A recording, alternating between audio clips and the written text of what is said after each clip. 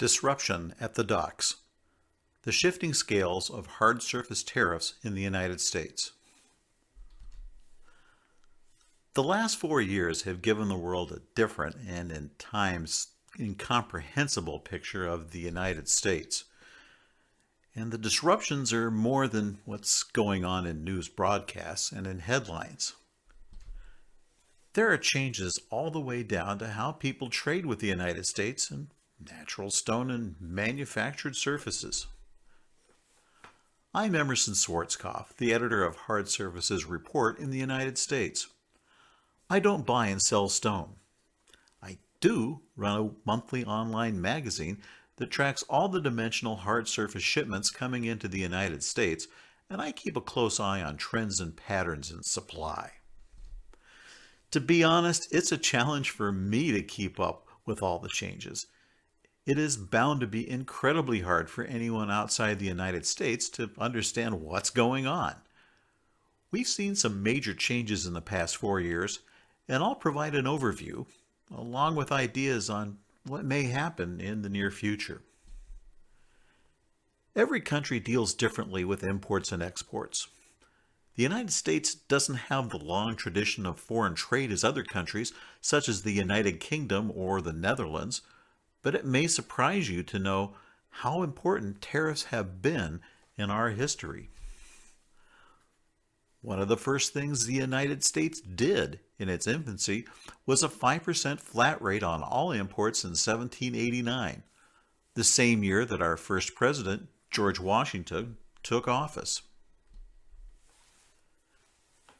Tariffs only got higher during the next century and a half, including a whopper rate of 44% from U.S. President Abraham Lincoln, the symbol of American liberty, in the 1860s to pay the expenses of the U.S. Civil War. For the first 150 years of its history, the United States literally ran on tariffs of foreign goods, with collections contributing up to 93% of the government's annual budget. U.S. import tariffs remained at levels above 24% until the worldwide Great Depression of the 1930s, followed by World War II. That changed the idea of trade, and the U.S., along with major trading nations, began taking more of a global view on commerce, resulting in the harmonized tariff schedule. For natural stone and other hard surfaces, U.S. tariffs settled in the 1.9% to 6.5% range. Some products, such as quartz surfaces, or engineered stone as some like to call it, came into the United States tariff-free. Politics, well, it still played some part, very selectively in trade policy. The U.S. harmonized tariff schedule has something called Column 2 under rates of duty, with extraordinary tariffs of up to 50% for anything coming from Cuba or North Korea, selective products from Iraq or Syria, and virtually all trade dealings using bank accounts in Iran. And then came Donald Trump.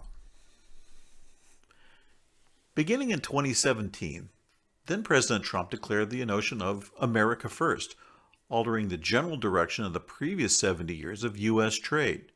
The actions his government started, or inherited from previous presidents, altered trade with major exporting countries.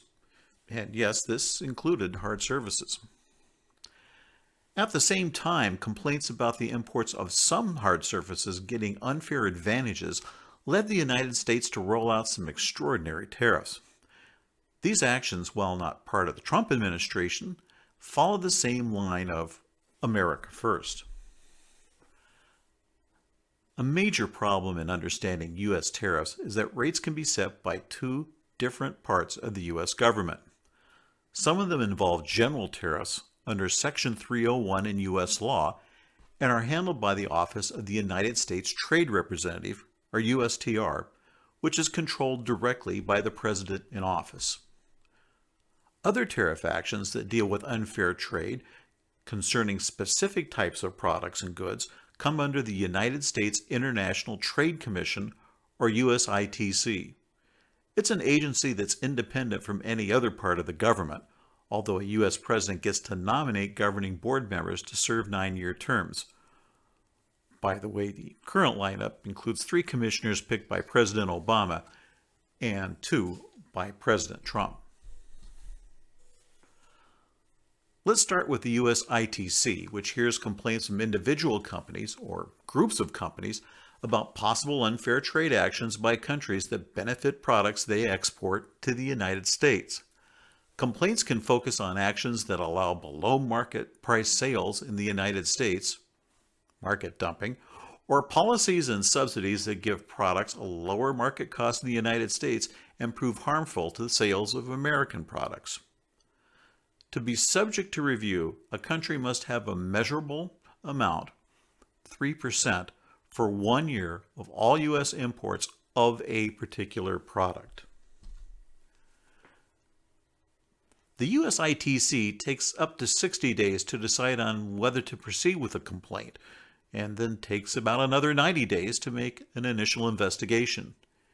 If the US ITC finds enough evidence to see a possible harm to US companies, temporary tariff rates are imposed. U.S. importers pay those temporary duties to take delivery of the goods. A division of the U.S. Commerce Department makes a detailed investigation of the complaint and makes recommendations, and then the U.S. ITC holds hearings and then makes a final decision.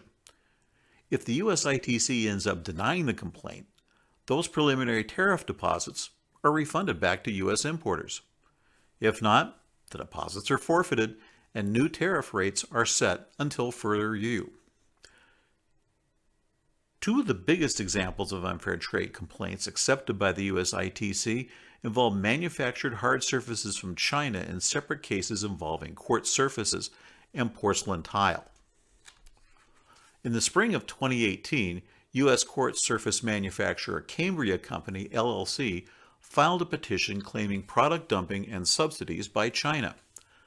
The 14-month process ended up with quartz surface imports manufactured in China incurring an average 296.4% tariff. That rate applies whether the material comes directly from China or is reworked in another country before arriving in the United States. In 2019, a similar action against porcelain tile from China was filed by the Coalition for Fair Trade in Ceramic Tile. The coalition involved 8 of the largest makers of ceramic tile in the United States. The ruling in 2020 by the US ITC set massive tariffs on Chinese tile coming to the United States, with rates as high as 562.5%. The 2 US ITC tariff rulings all but eliminated US imports of quartz surfaces and porcelain tile from China, with the declared customs values of both materials in 2020 falling by more than 99% from 2018 levels. The direct control of tariffs by the Trump administration, however, came with Section 301 duties. Section 301 refers to the specific part of a 1974 U.S. law on trade allowing for tariffs from countries violating trade agreements or endangering national security. These actions tailed off in the 1990s as the World Trade Organization began an active role in settling international trade disputes. Section 301 tariffs don't take the long and defined approach of unfair trade complaints made to the US ITC. Actions can be started unilaterally with no set timetables for the process. The U.S. Trade Representative can declare the tariff action with approval of the President. A Section 301 action that literally started with dishwashers and some tooling from China escalated into a blanket tariff on nearly all Chinese goods entering the United States, starting at 10% in May 2018 and 25% in June 2019. But did that affect the shipment of, say, natural stone coming into the United States? Absolutely. The value of U.S. natural stone imports from China declined more than 35% from 2017, the last year before the 301 tariffs, to 2020. Some of that can be linked to last year's pandemic slowdown, but natural stone imports from the rest of the world declined by only 14.5%. Quartz surfaces and porcelain tile are also under the Section 301 China tariff, in addition to those large unfair trade tariffs from the US ITC. Up to this point, all this seems part of the battle in the US-China trade war. Of course, there's something much closer to home that involves US trade policy, the so-called Airbus tariffs. The World Trade Organization's handling of the U.S. complaint concerning European large civil aircraft subsidies to Airbus is a very long process that you're likely familiar with that has now spanned across the terms of 4 different U.S. presidents. We won't get into details here, but the resulting judgment against all European Union countries allows the USTR to use Section 301 to pick products for compensatory tariffs of up to 100% of customs value. The list of products that could have a tariff runs in the thousands, going as far afield from aircraft and aircraft parts to sweaters from the United Kingdom and cheese from Germany. However, possible candidates also include quartz surfaces and dimensional natural stone, with the peculiar exclusion of marble and other calcareous stone. Porcelain tile also isn't included. So far, natural stone and quartz surfaces have not been put on the active list of goods requiring the tariff. They can be added at any time, but that's now dependent on the Biden administration. And, well, as far as that, we'll get to that now. So, what is the future in policy? Well, as far as the specific unfair trade actions, these will likely stay in place for the next few years, although the rates can be reviewed.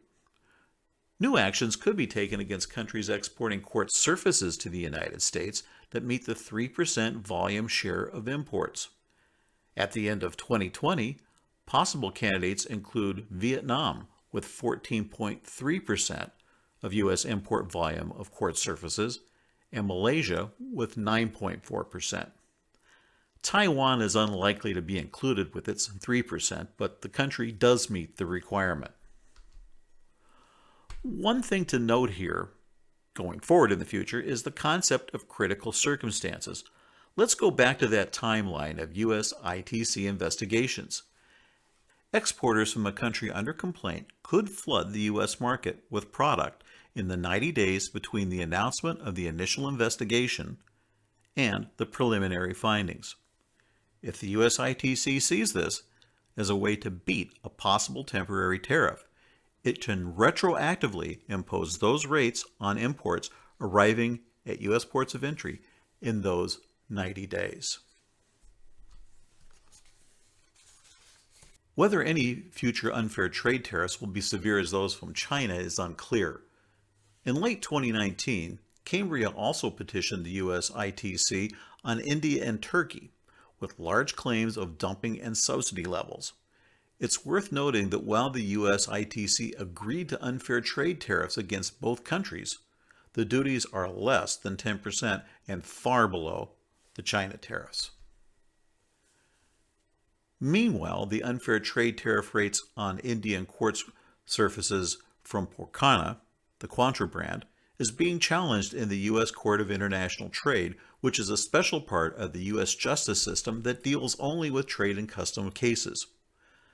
A decision on this may be coming early this summer, after which the court may take on another challenge on unfair trade tariffs with Turkish quartz surfaces. In another legal challenge before the special court, more than 3,000 U.S. importers are disputing the Section 301 tariffs imposed against China by the USTR. Included in those actions are complaints by 25 major U.S. importers of natural stone, such as Arizona Tile and MS International. A special 3-judge panel is going through the legal filings, and a decision should be coming later this year.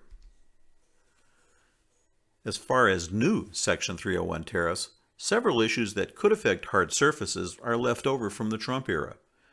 An investigation last year by the U.S. Treasury Department claimed that Vietnam manipulated international currency trading to benefit the price of its goods against U.S. products. The USTR agreed, but stopped short of retaliatory tariffs against all U.S. imports of goods from Vietnam, including hard surfaces. And then there are digital service taxes, or DSTs, from various governments around the world, including Brazil, Italy, India, and the United Kingdom. The USTR, up until the very last day of the Trump presidency, investigated DSTs and issued reports on the injury to U.S. businesses. This is mainly an issue with online Goliaths such as Google, Facebook, and Amazon and their advertising and retail services, but it could be advanced to retaliatory rates against any goods. President Joe Biden's administration will have plenty to deal with concerning Section 301 tariffs and overall trade policy that could affect hard surfaces exported from any country to the United States. The tariff on Chinese goods will likely remain for some time. Catherine Tai, Biden's pick for the new U.S. trade representative, said last week, quote, China is simultaneously a rival, a trade partner, and an outsized player whose cooperation we'll need to address certain global challenges. We must remember how to walk and chew gum and play chess at the same time, unquote. Hard surfaces are safe for now from the Airbus tariff, as the Biden administration chose to freeze the list that's currently in place without making new additions, or at least until there's been a review. Tai said last week that she would like to see a final resolution on the issue.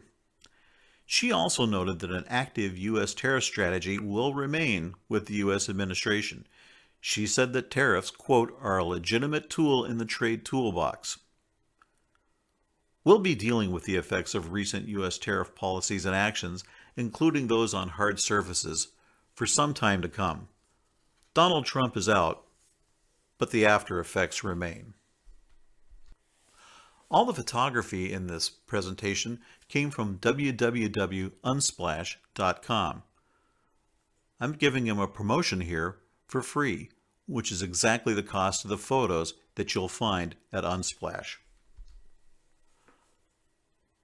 I also invite you to get in on the action with U.S. imports every month with Hard Surface Report, our online publication detailing shipments coming through our ports of entry. Like everything else we offer in the Stone Update family of products, it's available for free. Go to www.hardsurfacereport.com and click on the Subscribe tab. Thank you again for your time and attention. Have a pleasant and profitable day.